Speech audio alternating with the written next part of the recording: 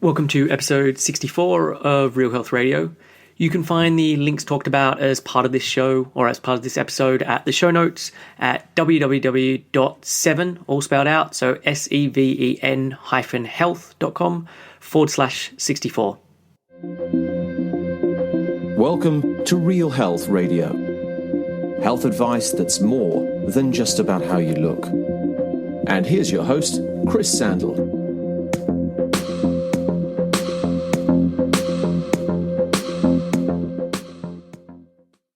Hey everyone, and welcome back to another episode of Real Health Radio.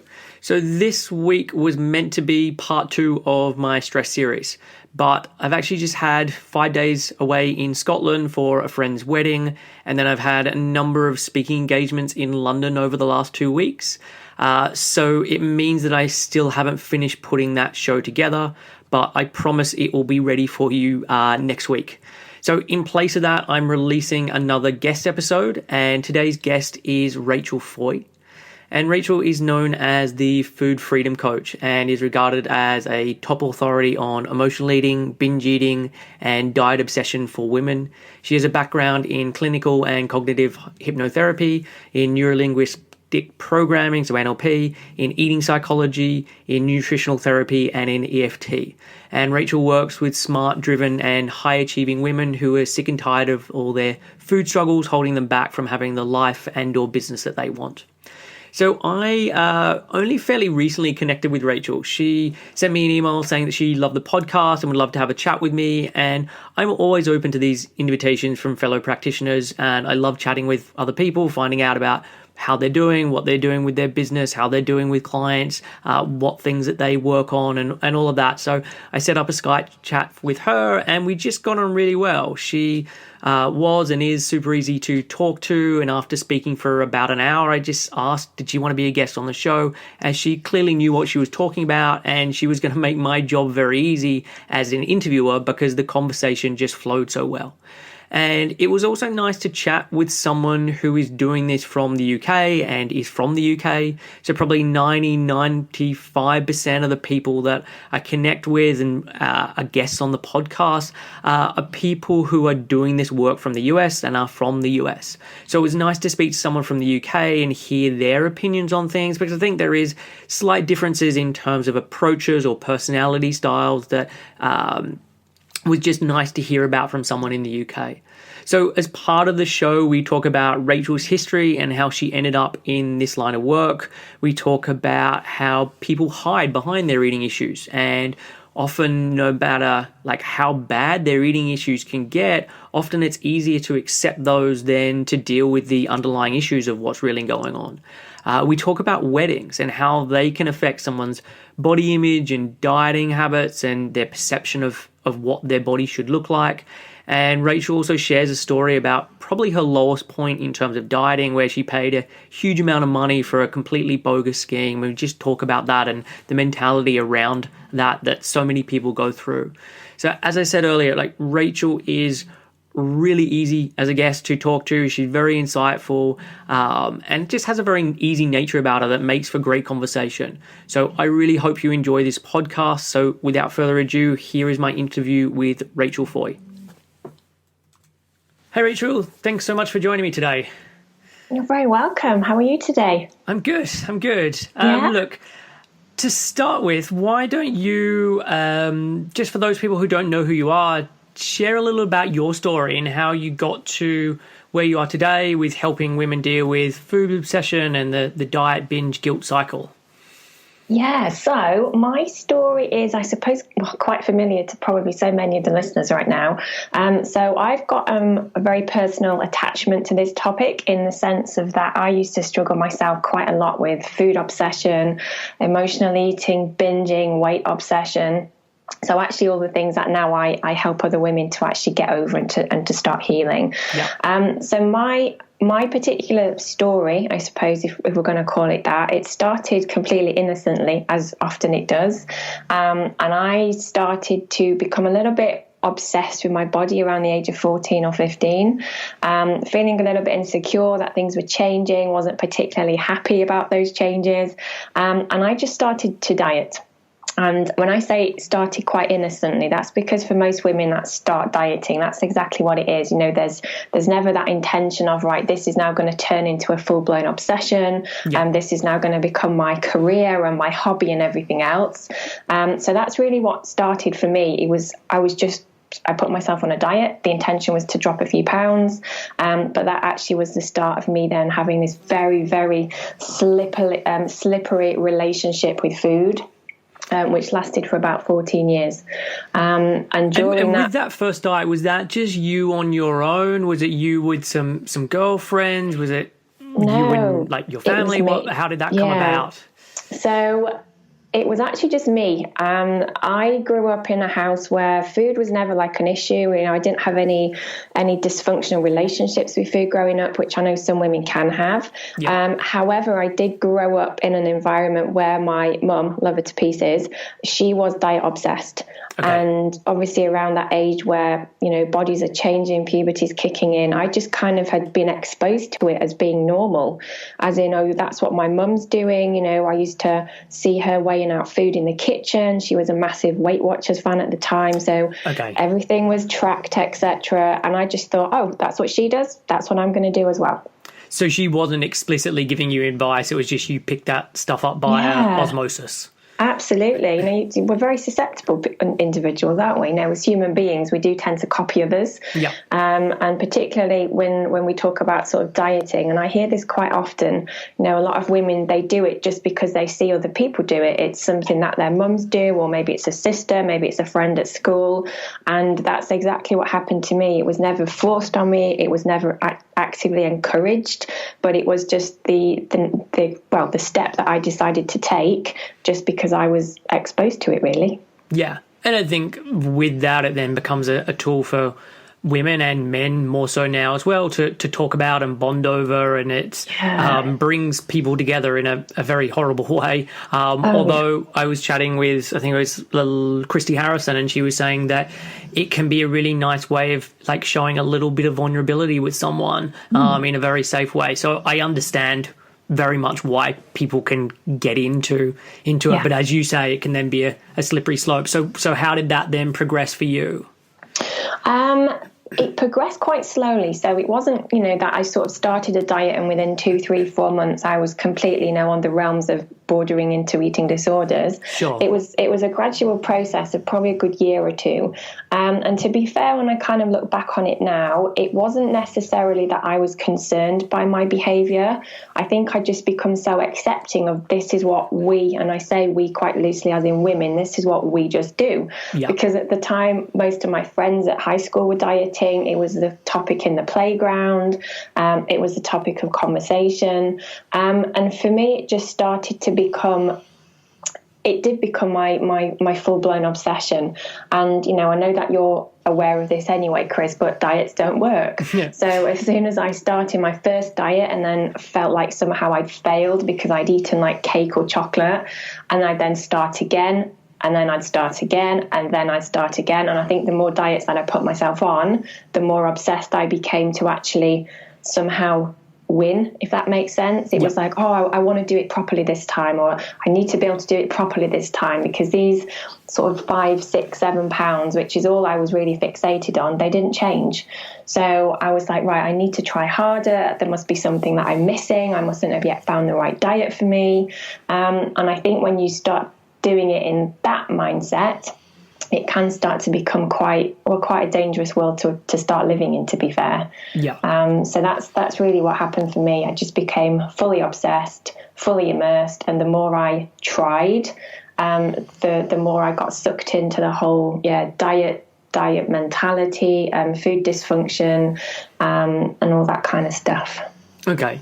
And so look, on your website, you say, I don't have some kind of magic gifts, mountains of willpower, or something different from you. I've just finally discovered how to heal my relationship with food and my body. So talk then about the healing process and also like what led up to that. I think you said that you'd been dieting for 12 years or 14 years, but how did it then come to an end?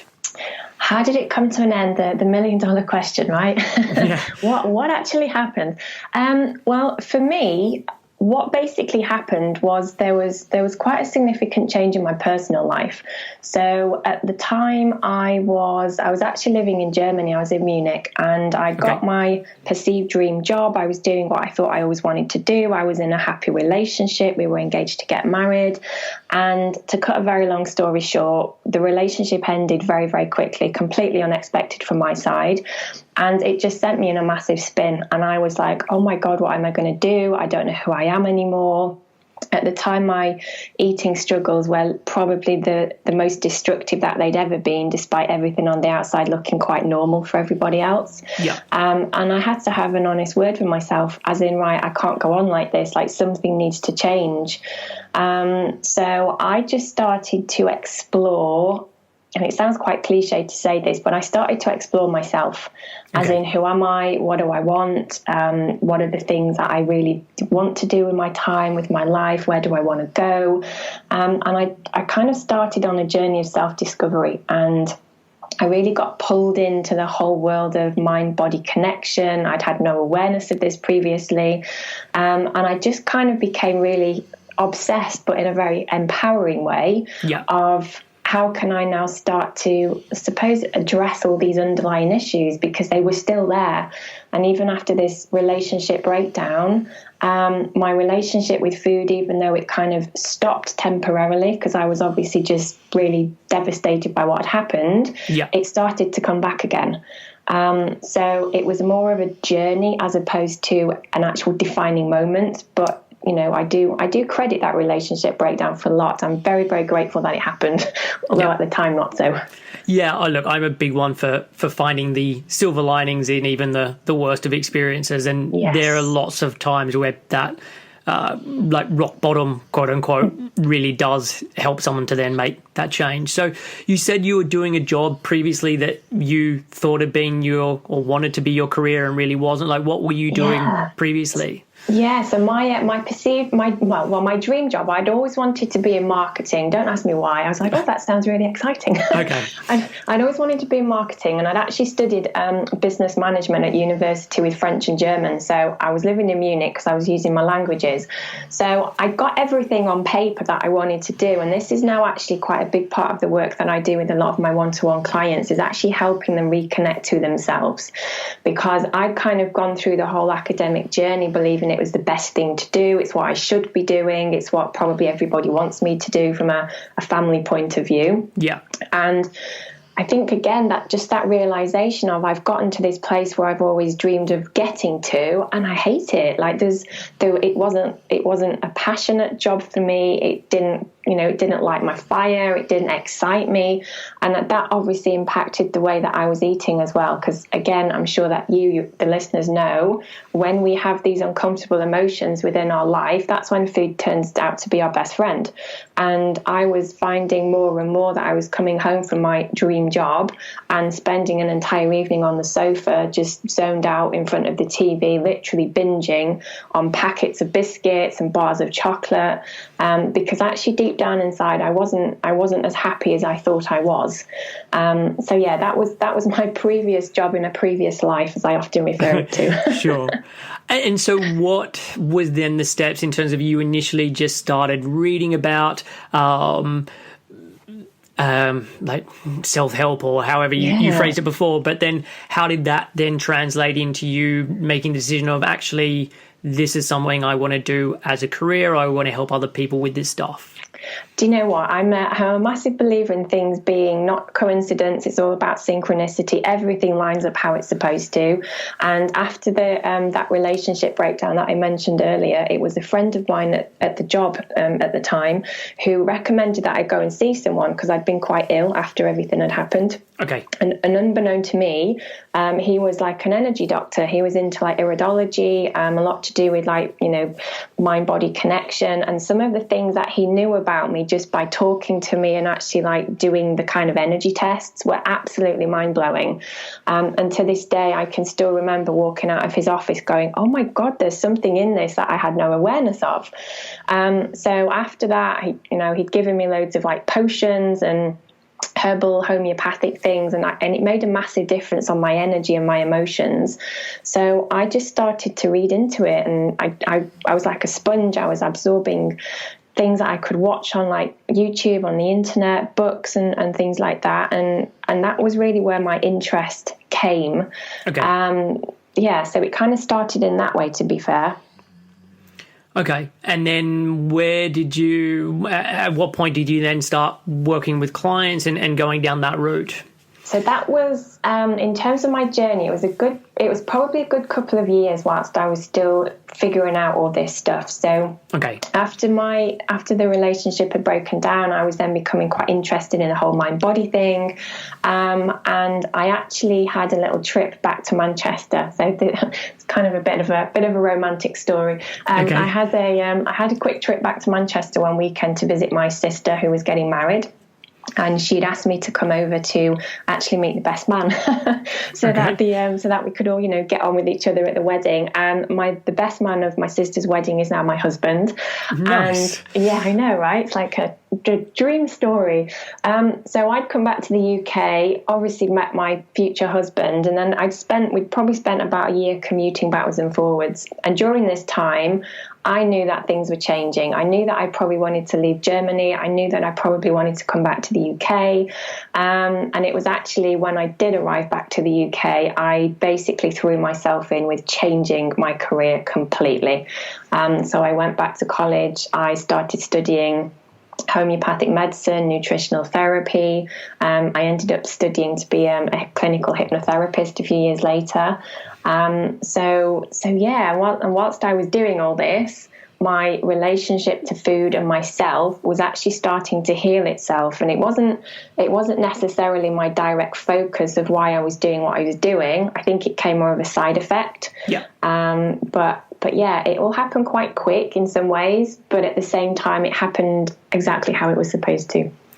And so with that training that you were then doing, did you start out fairly broadly in the kinds of people you were working with, or it was always this focus about, I want to work on people's relationship with food and stay in that band? Yeah, to be fair, that was never my intention. So I never set out to kind of become what I'm doing now, as in, well, these are the kind of people I want to work with, and these are the people that I want to help. I'd always had a fascination of particularly like extreme dysfunctional eating, so more like eating disorders, just purely because I found it quite a fascinating topic.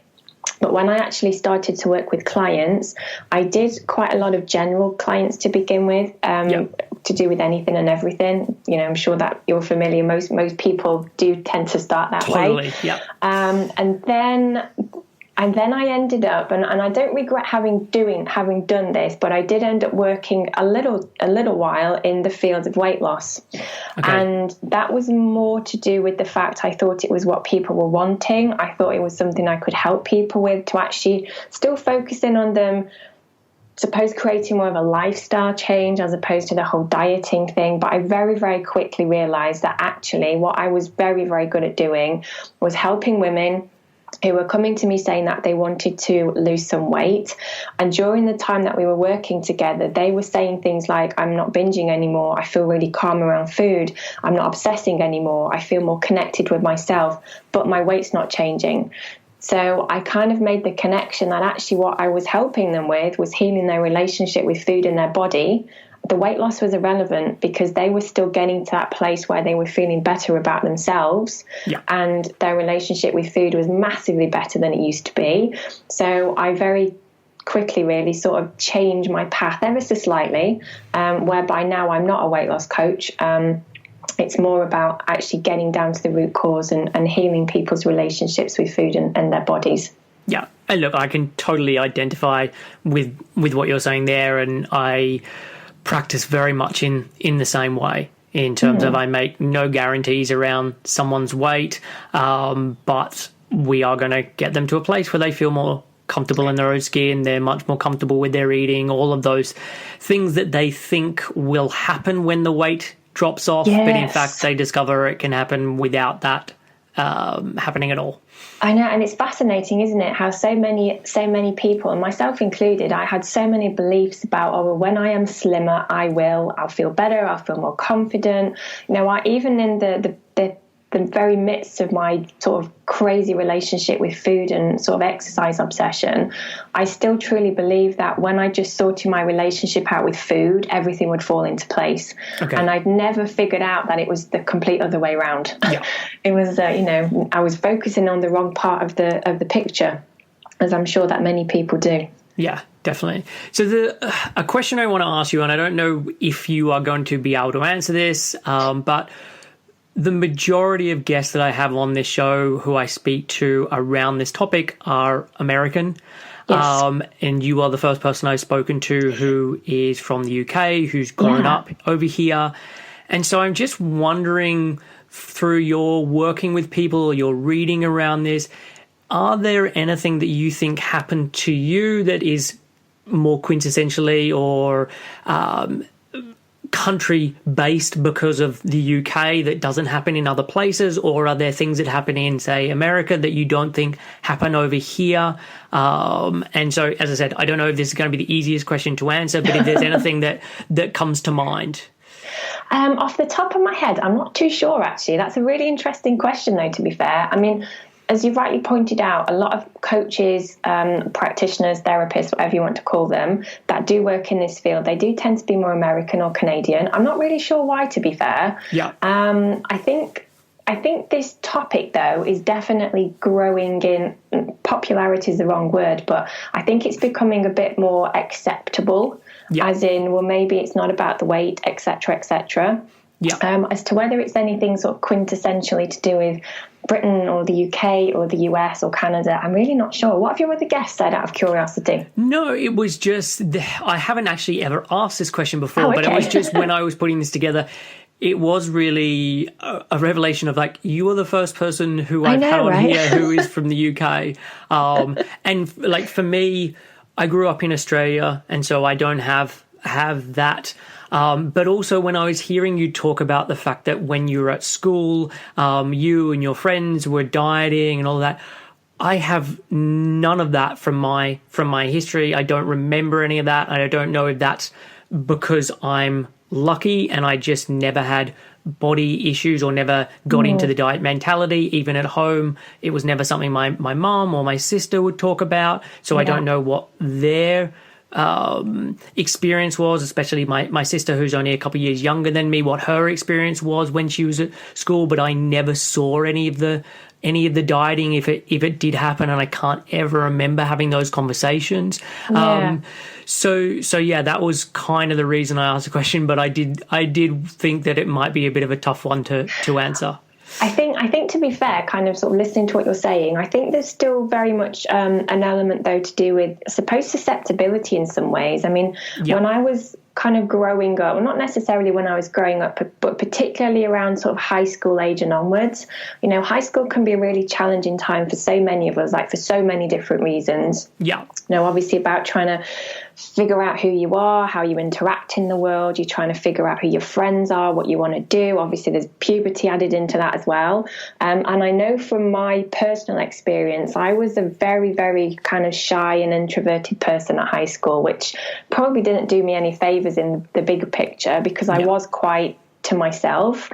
And I think for me, dieting was just an outlet of me somehow believing that if I was to be a bit slimmer, that maybe people would want to be my friend a bit more. Sounds a bit sad, but that's probably what went through my head. Yeah.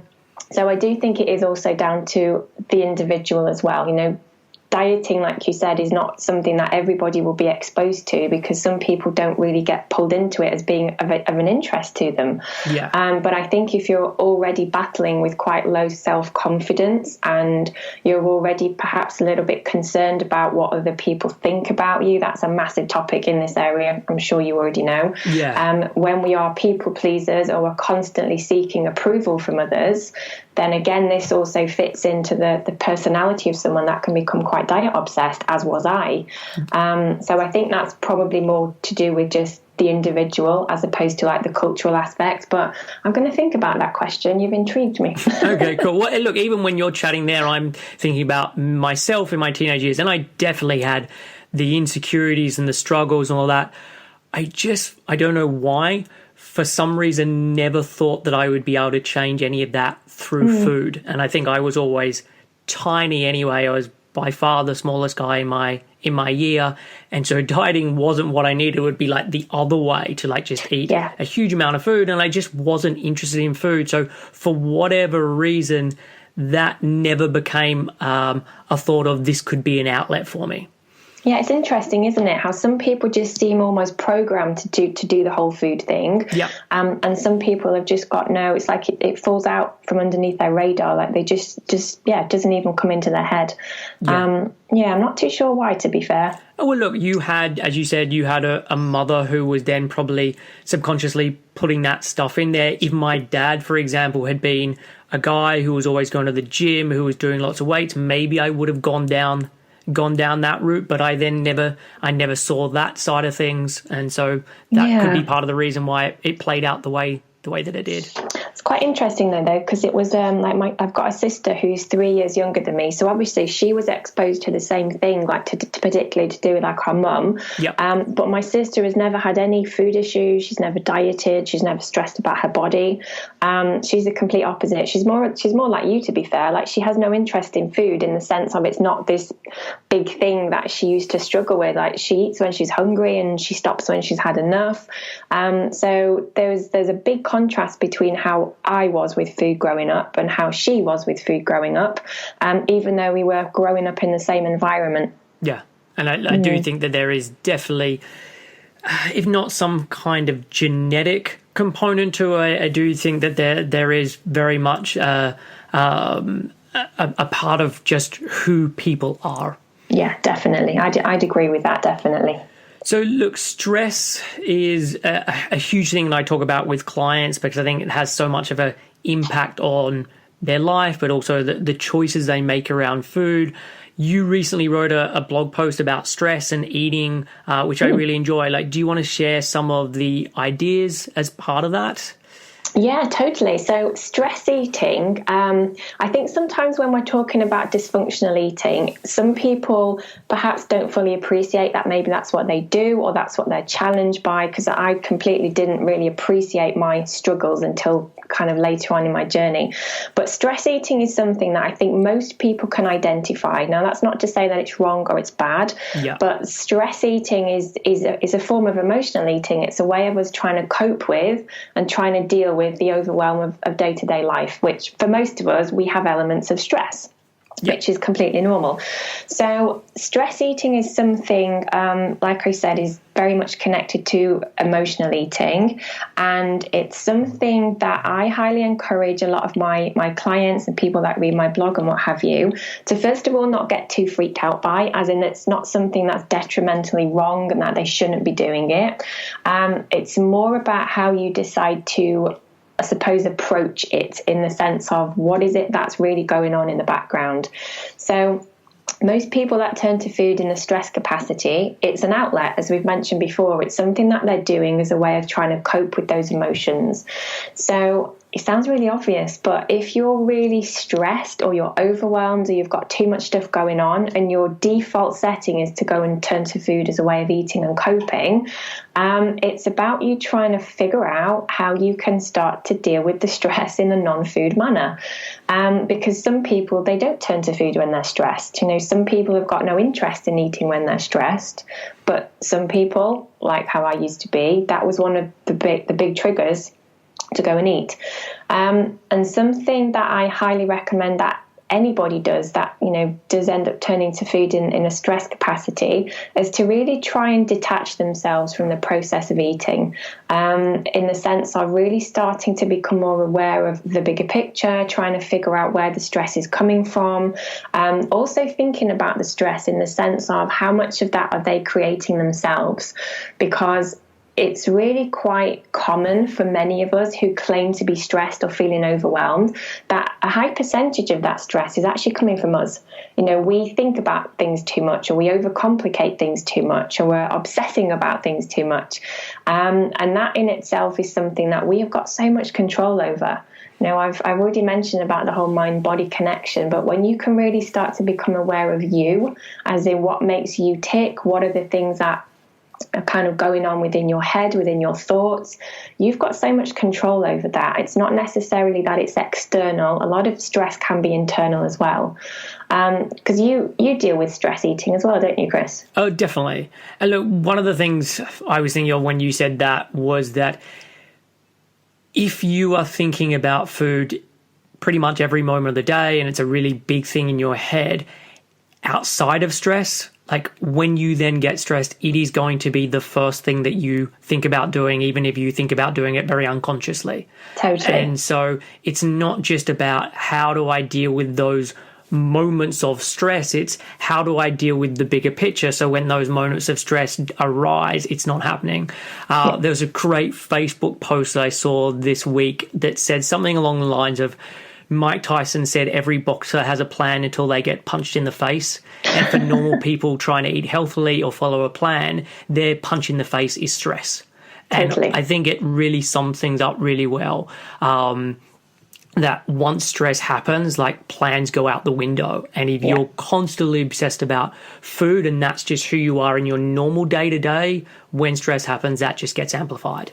Oh, absolutely. It's something, and when we're stressed as well from like suppose a physiological point of view, a chemical point of view, it's hard to think straight because our minds go into this like overwhelm of panic and fear and everything else that gets thrown in, and it can kind of cloud our judgment. It's like, as you said, it's very easy for someone who's in a fairly calm state to say, well, I'm not going to eat chocolate when I get stressed next time. But then when it happens, it's like, oh my God, I just need chocolate.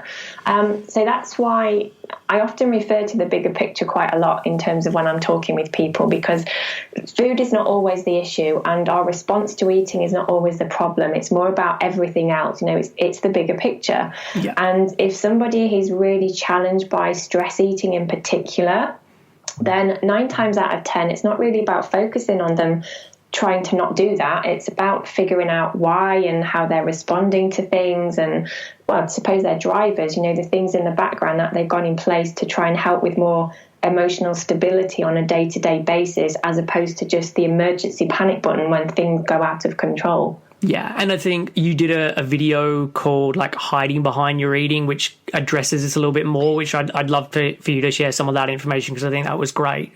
Yeah, so hiding behind your eating, this is something that I see so very often with a lot of my one-to-one clients.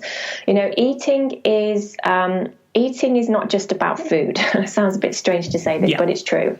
So quite often when women become very obsessed about food and eating, as did I, it became my complete and utter focus. It was the thing that I was doing all the time, that I was trying to fix and I was trying to address. But the thing is quite often we can use food as a symbolic substitute. It's something that we do as a way of either distracting ourselves, or it's a way of hiding behind things, which I'll mention in a second. But quite often the actual process of eating when we're not physically hungry, it is very much about hiding. It's about hiding who we are. It's about being truthful with ourselves. Going back to when I said about my dream job, that was a prime example of me hiding behind food. I would come home from work every evening, end up having a mad, crazy binge session, and then spend all night beating myself up because I promised myself I wasn't going to eat the biscuits again. Yeah. Whereas actually what I was doing there, that was just becoming my mask. It was the thing that I was projecting all my stuff on. It was because I couldn't stop eating the biscuits. Whereas the reality was I was actually hiding myself from the fact that I hated my job.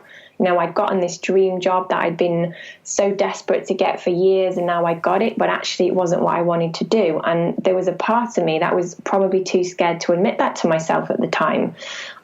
So quite often we do use food as a way of hiding behind the truth, hiding behind who we are, hiding behind what we really want to say, what we really need to say. Yeah. Because even though it's a really uncomfortable place to be in when you're feeling so guilty and so disgusted with yourself because you've just binged, sometimes it's easier to somehow sit with those feelings of guilt and disgust and shame than it is to actually acknowledge what's really going on.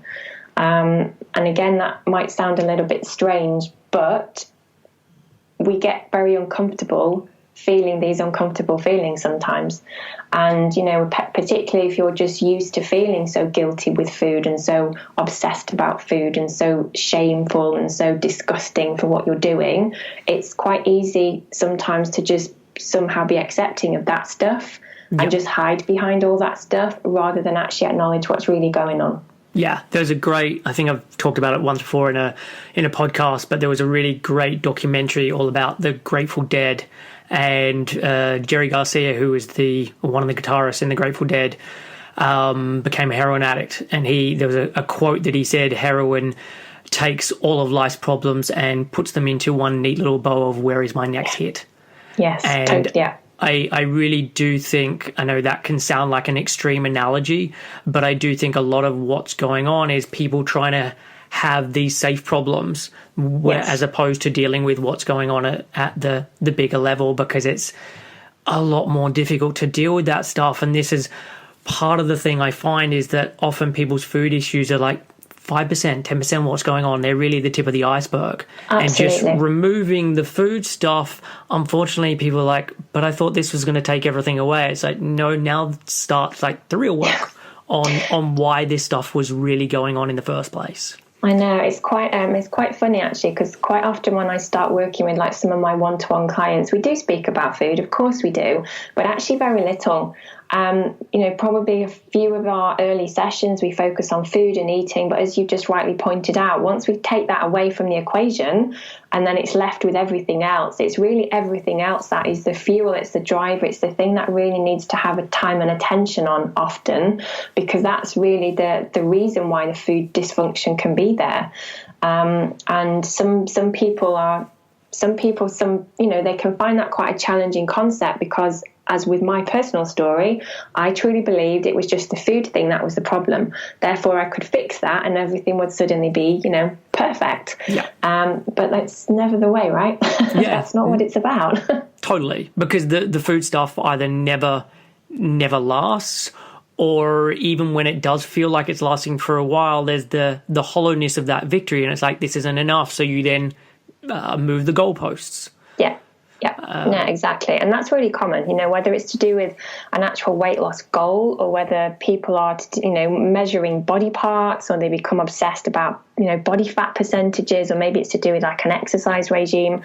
Yeah, moving the goalpost is really common, because once you get to that place that you feel like you need to get to for everything to fall into place, but then you get there and actually not much has changed, you then start to think, oh, maybe I just need to lose a little bit extra weight, or maybe tone up a bit more, or maybe push myself a bit more in the gym, because you're constantly hiding. You're hiding from the real stuff that's going on in the background, which will never disappear until you really start to be honest with yourself. And I often say that until anybody, any of us, until we actually start stepping into our truth and actually start, being truthful with ourselves about really what could be there that's trying to get our attention through our dysfunctional relationship with food, that's when the breakthroughs happen. That's when permanent, incredible change can happen. It's not about just fixating on the food in the first place. Yeah. And what you said there, I'm currently reading Unbearable Lightness, which is Portia de Rossi's memoir, and I haven't got the whole way through it, but a lot of what goes on with her struggles, and she struggled with anorexia, a lot of that came from the shame of being gay and not wanting to admit it, and worrying about it coming out, and not being able to live with who she was, and just the amplification of wanting to get to less and less and less of a weight, but with each new low never being enough. Yeah, absolutely. It's bizarre you've mentioned that book, Chris. I've got a list, and you might do the same. I have a list of books. I'm like, I need to get that. Yeah, that's one of the books on my list. Okay, cool. Well, it's really, really well written.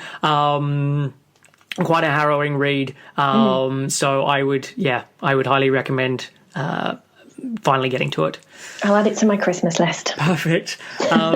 So you wrote an article recently as well called Top 10 Tips for Weight Loss for Brides. And I know the title was tongue-in-cheek and none of this was actually about weight loss. But do you want to talk a little about this article? Because I definitely want to chime in on my thoughts around this, particularly around weddings and being brides, because I find that this can be not a great thing for lots of women for lots of reasons. Absolutely. So as you rightly said, it's an incredibly tongue-in-cheek title. I was like, right, it needs to be quite catchy. So there are certain times in most of our lives, and I'm talking particularly for women now, where we can become quite obsessed about wanting to look our best or maybe feeling like we need to lose weight. And having a wedding is predominantly one of those moments. And the article was really about, if you are about to get married, these are the top 10 tips that I really want to suggest to you. And they're all completely anti-diet. They're all about body acceptance and not really having to feel even the need to lose weight. So a few of those tips were really just about starting to embrace your body, as in, stop wasting any extra money and feeling like you need to go on detoxes and cleanses and that you need to drop a certain amount of weight for the big day. Because, as with many things, the diet industry is an industry. It's there to exploit body insecurity. It's there to make money at the end of the day and profit. And weddings are one of those times. So if anybody listening, I would say the wedding industry also fits into that. You're right. You're right. I'm thinking back to when we got married, and everything was like 5 times as expensive because you added wedding in front of it. Yeah. So for the whole kind of wedding thing, it really is just about getting to that place of body acceptance. At the end of the day, someone wants to get married to you because they think you are amazing, and they're not doing it unconditionally in the sense of, I will only marry you if you are a size 10 on our wedding day. It's about, I want to be with you because I love you the way that you are. So it's really an article that's just about accepting your body, not being pulled into the whole belief of you need to lose weight in order to feel good on your wedding day, because dieting creates stress. If I think back to my story, whenever I was trying to lose weight for a special occasion, the amount of stress that I would put myself through, like emotionally and physically and mentally, it was never worth it. And I think so many brides have so much stress anyway leading up to a wedding that if you're going to throw in restriction and deprivation and not feeling good enough, that's just going to send you over the cliff. Definitely. And what I find, because I often work with women who were brides a year ago, 2 years ago, 10 years ago, whatever it may be. And what I find is those who have got, say, a personal trainer, done lots of exercise, dieted down to look this specific way on their wedding day, that then starts to skew their expectation about how they should look. And they forget about everything they had to do to get there. And it's just, that's how I should look normally. How I looked on my wedding day is my normal size, my normal weight. That's what I should be. And it's just that they need to remember the wholly unsustainable practices that they were doing. The fact that they were doing crazy amounts of exercise, the fact that they were doing really restrictive eating. If you look at like Hugh Jackman, like switching to the guy's perspective, if you look at Hugh Jackman for something like Wolverine, and people say, I want to look like he did in that scene in Wolverine, Hugh Jackman doesn't look like that normally. Yeah, he trains for like months and months to have this 1 or 2 day shot for a particular scene that is going to be like the pinnacle scene of the movie, and then the rest of the time he doesn't look anywhere near like that. And then once that movie's over and he stopped training like that, then he doesn't look like it. And I think people are wanting to look all year round like they can if they really train themselves into the ground and do things that are really unsustainable. Definitely. I think that whole sort of expectation is such an important thing for just so many of us to be aware of. The expectation of believing what we should look like or what we would like to look like, and it's not realistic, it's not maintainable. We could probably spend the next 2 hours talking about the whole media influence and the sociological pressure that so many people feel under, particularly like women in the mainstream media. But they're not realistic. And bride magazines, again, lack of body diversity, most people wearing wedding dresses don't look like that. Yeah. But if that's what you're being exposed to, then there's added pressure there that you feel like you also should be looking like that on your wedding day. But it's not true. Like it's so not true. Yeah, definitely. And as you say, like, stress is heightened enough at that time. Women and men get crazy around that time anyway because there's so many things to organize. It's such a big day, etc.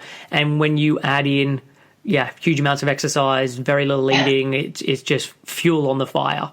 Absolutely. And the chances are as well, there's the rebound effect of you go on your honeymoon afterwards and it's like, I finally did it. I've got married. I got to my goal weight. Now I can just stop. And as you've said, that's really common, that people may get to that point where they've dropped whatever weight they feel like they needed to, but it's just not maintainable. So then they go on an amazing 2-week honeymoon somewhere and they eat and they drink and they enjoy themselves. And then they feel guilty because some of the weight's gone back on. And that can start this crazy cycle that I was in myself that can be really quite challenging to break free from sometimes. So my advice to any future brides right now is don't even think about dieting. Just focus on having the best day ever. And spend that money on something else, like a new pair of shoes or something special for the day. Yeah. And then there was also another post where you were talking about spending money on an oxygen detox program that you did. And the reason I want you to recount this is because I think it speaks to the kind of things that people will start to do in their attempt to lose weight, and just how crazy things can get even for someone who supposedly is pretty sane. I know this was it was quite a challenging article for me to write. It was one of my blog posts a little while ago, but I wanted to share it because, as you've just said, sometimes when we're struggling with food and eating and mainly body image, to be fair, we can feel and be so desperate that we literally go to crazy lengths to achieve this elusive body of slimness. And that was probably the epitome of my crazy moment. So I wasted, I think it was over £1,000. I think it was like £1,200 to do this oxygen detox thing whilst I was living in Munich. And I basically went twice a week to sit in an oxygen tank whilst wrapped in plastic. The belief was that apparently the oxygen helped with my fat cells melting themselves or eating themselves or something. And then once I'd sat in there for half an hour, I then had to do these crazy stretching exercises in like a super hot room, so basically just sweating, and I was weighed before, I was weighed at the end. I was given an incredibly restrictive eating plan, which basically was just fruit, vegetables and water, and it was, when I think about it now, I used to get quite upset at the fact that I actually put myself through that because I was in such a desperate place, because I felt that was going to be the solution. But now when I think about it and when I talk about it, I get really angry because there are so many people out there, so many companies, so many industries that they're exploiting these really low points in people's lives when they know that they're desperate and they know that they want to buy into this whole dream of, well, once I'm slim, I will feel amazing in my body. And that was one of those experiences. And I do like to consider myself as being intelligent. I'm a sane person. I class myself as being quite smart, but I didn't see through any of that. I was like, oh, this is it, the best thing ever. It's going to work for me. And needless to say, it didn't at all. Yeah. So, and I think it is just that real preying on people, as you say, when they're at their lowest, or the insecurities that people have, where... And look, this happens, I know that sounds quite extreme, but this happens the same way as with diets, with people talking about, these are the reasons I don't have these particular foods because of the quote-unquote science around that. This makes me a fat burner, or this does this to my whatever it is. And when you look into it, like, these claims are absolutely ridiculous. Like, none of this stuff makes sense. But when it's explained to someone, and explained to someone who is really desperate to hear that information, it's amazing what people will take on board. Oh, completely. Yeah. And, it's no wonder that so many people have got such a messed up relationship with food, because you can read one thing and read the contradiction within like 2 seconds on the internet. Yeah. And there's so much confusion. And this is a big part of how someone can heal their relationship with food. They've got to strip it back. They've got to go back to the basics, which for most of us is about actually figuring out our bodies, what we like to eat, what we enjoy eating, and stop thinking too much about what we should be doing and shouldn't be doing, because that in itself creates the stress that we spoke about. When you're too obsessed about food, you can't see it anymore. You don't know what you're doing, and you're certainly not listening to your body. Yeah, definitely. So you have a private Facebook group called Food Freedom Movement. Food Freedom Movement, yes. And I know as part of this, you regularly do 10-day challenges. Do you want to explain, say, what some of the past challenges have been and how often you run them? I don't know exactly when this is going to air. It probably won't be for a couple of weeks at least. So you have some plan that you want to mention that are maybe a little further in the future than the next week or so? Yeah, sure. So the Food Freedom Movement is a group that I started probably just over a year ago now on Facebook. Like you said, it's a closed group, so you have to be a member to see the content. But it's really just a place where it's just for women, by the way, but it's a place where women can start to support one another. Because I think for me personally, this was something that I was really struggling with, even more so because I didn't have anyone to talk to. Like, I thought that when I was standing in the kitchen, like stuffing myself with food, that there was something fundamentally wrong with me. Yeah. And in many ways, it's about breaking a taboo. You know, this is not a topic that people need to be ashamed of or embarrassed by. It needs to be spoken about, because the majority of people that get to this stage of being so messed up with food and eating, it's a completely innocent byproduct of them just starting a diet quite often. Yeah. So the Food Freedom Movement it's really just a support group. I do run quite a lot of things within that. So like workshops, there's a few 10-day challenges that I do. One of them is called the Food Freedom Lifestyle Challenge. And over those 10 days, I basically give everybody a challenge to do every day. Now, some of them are food related, such as starting to decategorize food, trying to break your diet rules, becoming really aware of like your diet mentality and diet thinking and how you can stop it, how you can start changing it. But it's also not about food. It's also more about stepping into your truth, like figuring out who you are, what do you enjoy, where do you get your pleasure from in life? Because if that's missing, then food is often something you can turn to fill the void. Yeah. There's such a mirror between how we do food and how we do life. They're not separate. They're very much intertwined. So that Food Freedom Lifestyle Challenge is one of the most popular ones. There are plans next year, so in a few months' time, that I'm likely going to do sort of a body image challenge to just focus on body image, which will be more around helping people drop the need to be perfect, a lot to do with control, a lot to do with like media stuff and actually detoxing social media. So choosing to expose yourself metaphorically to different body types, because I think that's also really important. But anyone that wants to join, feel free to find me on Facebook, and you will be more than welcome to come over to that community over there. Awesome. So look, Rachel, I'm loving this conversation, but I unfortunately need to wrap things up. But before we go, where can people connect with you or find out more information? I know you just mentioned that Facebook group, but where should they be going? And I'm going to put everything in the show notes. And if you do have anything coming up that you do want to promote, then feel free to do so. Oh, fantastic. So you can find me over at rachelfoy.com. There's loads of little freebies and stuff. So anyone that's completely new to the whole concept of food freedom, there's a few like workshops and handouts, downloads that you can access over there. I've got a group program that's actually starting in a couple of months' time called the Food Freedom Masterclass. And this is going to be a 10-week group program that you can obviously join if you wish to. But it's going to take somebody all the way through this journey that we've spoken about quite briefly today, on how you can actually start finding your food freedom. So ditching the diets, figuring out your voice, dropping perfectionism, figuring out who you are, working a lot on emotional eating, binging, food obsession, and really giving you the tools that can really start helping you shift your mindset more than anything else. So that's over at rachelfoy.com, and there's plenty of information on there. Perfect. Well, look, thank you so much for coming on the show, for sharing your story and also your insights. You're very welcome. Thank you, Chris. Have an awesome day, and we'll catch up soon. Thanks for listening to Real Health Radio. If you are interested in more details, you can find them at the 7 Health website. That's www.7health.com.